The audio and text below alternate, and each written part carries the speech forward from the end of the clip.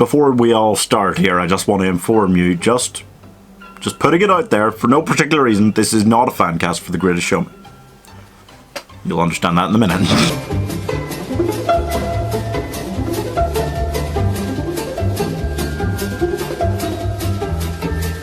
What are we doing today? I'm glad you asked. What's up, guys? And welcome to another Pieman Fan Cast. So, I got this request, and I kind of went, I don't know about that.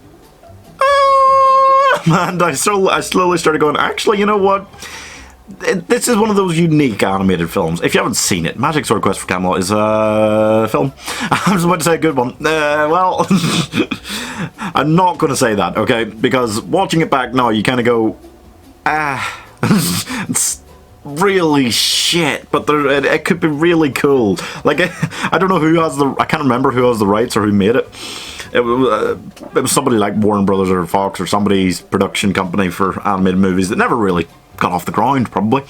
But basically, in my mind, this is one of the few animated films around that I watched as a kid that could actually really do with a remake these days. If you somehow managed to get like a high budget to do a live action version of this, I actually think with this story, even with some of the songs in this are awesome, that it could be great. Like, it could be really awesome as a film. It just, when you watch back the animated version now, you just kind of go, oh, that is shit. But like, the story is fairly sound, and, well, generally, and the general points of it, okay, not the intricate parts, and like, a lot of it is great, and if you got a really good cast for it, I think this could actually be amazing, okay? I'd love to see this done. Most of the time I'm kind of fan casting for live action movies, and I'm kind of going, nah, it doesn't really need one, but this is a fun thing. But this time I'm going, listen up, okay? Check this out, okay?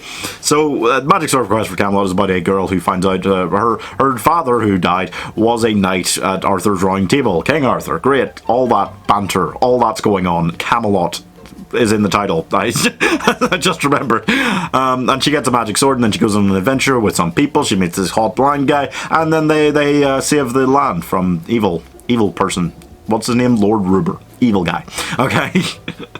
Perfect. Now you understand everything you need to know, okay? There's also some awesome songs about, like, I Stand Alone and stuff like that. Doesn't matter. So, Keely is the lead, and she's great. Keely's delightful. She's a nice girl. She gets this magic sword, and it's all like a stuff, and then she meets the hot blind guy, and then some dragons along the way. Who doesn't on their daily outings, you know?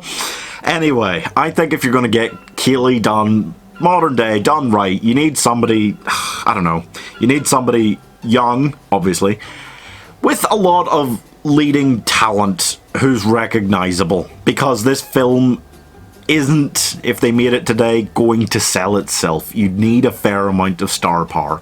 And also, she needs to be able to sing. Because if we're doing this live action today, I really want them to keep in a lot of the musical elements. The old ones, put in new ones, whatever. There's a lot of great songs that were in it. I want more. I'm going to cast Zendaya. Uh-oh, it's not The Greatest Showman, don't worry, okay? So we're going to cast Zendaya because she is great, leading star potential, young. She is still, like, surprisingly young. She always surprises me with how young she is. Like, because I think she was literally, like, 12 when she started on Disney Channel, you know, so it always catches me off guard a little bit. But she's done some awesome stuff recently. Euphoria, obviously she did The Greatest Showman, showing her singing and dancing abilities, and, like, gymnast as well. And she's done, like, the Spider-Man movies. She's doing great stuff. And I just love Zendaya. She's just awesome. And she always throws me in her roles by doing something completely different every time. It's always quite serious roles, though. And Keely is quite a serious young female lead. So, nailed it. Next, then you need Garrett, who is the hot blind guy. The aforementioned hot blind guy. That's his role. He's this old blind he's this blind hermit who lives in the forest, and he was like this stable boy in Camelot, and then he trained up to try and be a knight, but then he got blinded, and now he's sad and lives in the forest alone. God. How depressing is this film? But basically, I think, and it kind of throws me, because I'm like, Garrett, isn't he old? But then they get together, and I'm like, well, he can't be that much older than her, you know? He can be a fair amount older than her, but realistically, Garrett's just this guy It's this shaggy looking guy, but if you cleaned him up, he'd be super hot. And he lives in the forest, so he's fit and fairly young, you know? Not very young, fairly young.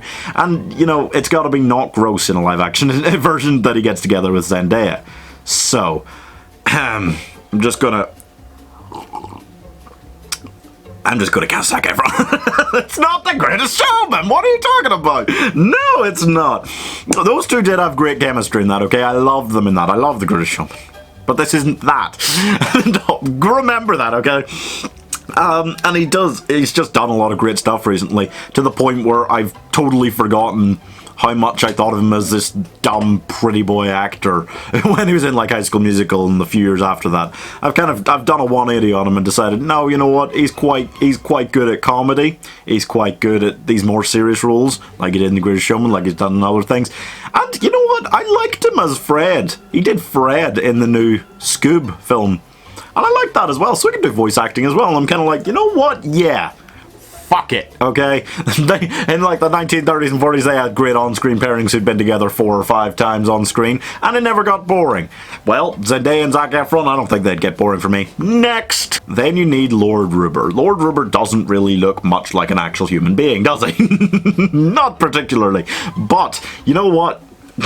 And this is going to sound mean to this actor now, but if you wanted a great villain actor who looks surprisingly like Ruber, you want William Fichtner. Oh, he just does. He just looks like him. It's crazy, and he is masterful as a villain actor. I love William Fichtner. You put him in like Prison Break and stuff, and you just go, oh hell yeah! He just rocks anything you put him near. God, I really, you know what? I love William Fichtner a lot. Like, god damn, he's great. And he'd be fantastic at that, you know. I don't know, to be fair, if he can sing. But Ruber's song wasn't that great in the film. It was the low point of the songs for me. So they could keep it in if he can sing, they could take it out if he can't. It won't make that much of a difference to me, honestly, okay? Next, Devon and Cornwall is the two-headed dragon that Kaylee and Garrett meet all along their adventure to Camelot. And it's I don't know whether to say it or they.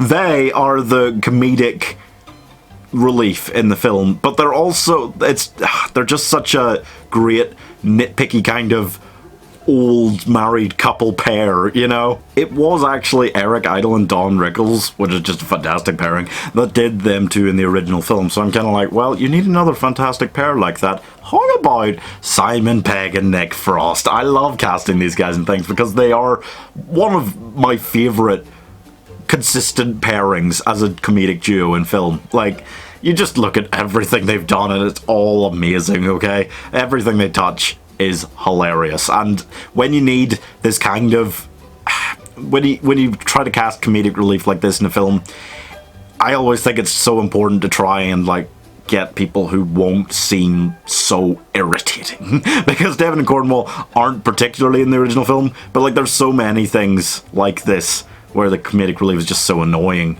And Simon Pegg and Nick Frost could never annoy me, so perfect. Next! So Juliana is Kaylee's mum. Widower. God, sadness. And Ruber's he kind of creeps on her a little bit. It's not nice. But basically, I kind of went, oh, wait, shit, I cast Kaylee Black, so I kind of got to do the same here, you know. But I'm not particularly, I don't want to get into this, I'm not particularly into colorblind casting.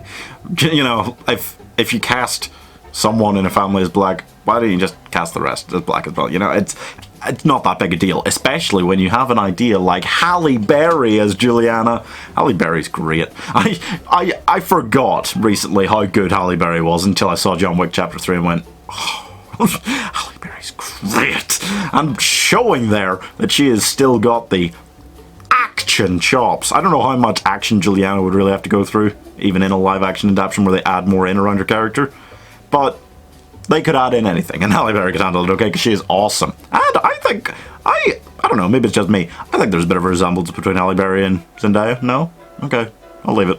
Next, King Arthur is, not that big a role. He's not really in it. I'm not even really going to bother casting Merlin in this. King Arthur is obviously King Arthur, you know, and he loses the sword, and then Keeley basically gets it back to him. This is kind of, you know, that film coming out on Netflix like next week, Enola Holmes with Millie Bobby Brown as Sherlock Holmes' younger sister, who kind of usurps him as the main character in you know, Sherlock Holmes is always the lead anything he's in, and now suddenly he's being pushed to the side. That's how King Arthur was pushed to the side in Magic Sword Quest for Camelot. And I'm just gonna put it out there. It's not a big role. He does sing a little bit. He could be made to sing more. You could cast Hugh Jackman. It's not the greatest.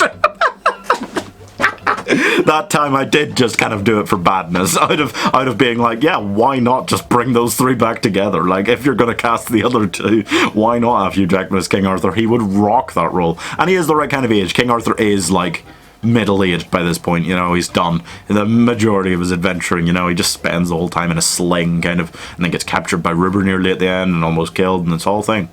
Next, so there's this, like, falcon in the film called Aiden, who, in the original film, I found out was played by Frank Welker, who does, like, this voice for, like, Scooby-Doo and stuff like that, and everything, in everything for many years he's done the voice for Scooby-Doo, and I was kind of like, wow, that's really cool. I just, like, you know, just shove him back in there as a fun thing as that. And then I saw there's this Griffin in the film as well who does kind of talk in this weird voice a bit, and I was kind of like, you know what, like, honestly, he wasn't played by Frank Welker in the original film, but Frank Welker could just play both of them. You know, it's not a big deal. I was just kind of like, that'd be fun actually, because that Griffin voice, like, yeah, that's totally the kind of thing he'd do, you know, as a voice actor in anything he's in. He always does like weird voices like that. That's just an extra fun thing. Next. Finally, this is another kind of fun just addition. There's a character called Bladebeak who was like a chicken, and then he got thrown into this magic potion thing that Ruber creates that turns all his men into weird metal men, and it turns him into this weird axe thing called Bladebeak. And he was played in the original film by Jaleel White, who was the voice of Sonic the Hedgehog as well in like all the old animated shows. I was just kind of like, oh yeah, you know what? Great suggestion from William in the comments. Why not just cast Ben Schwartz as him since he's the current voice of Sonic the Hedgehog? That's just another fun thing. These are just fun things. I just like being fun. I'm feeling so whimsical today. Thank you guys for watching this fan cast, and check out others. There's plenty on the channel. Disney ones, other ones, stuff. And let me know what other ones you want to see in the comments. They're out every Sunday at 5 PM, new ones. And also please subscribe. Bye!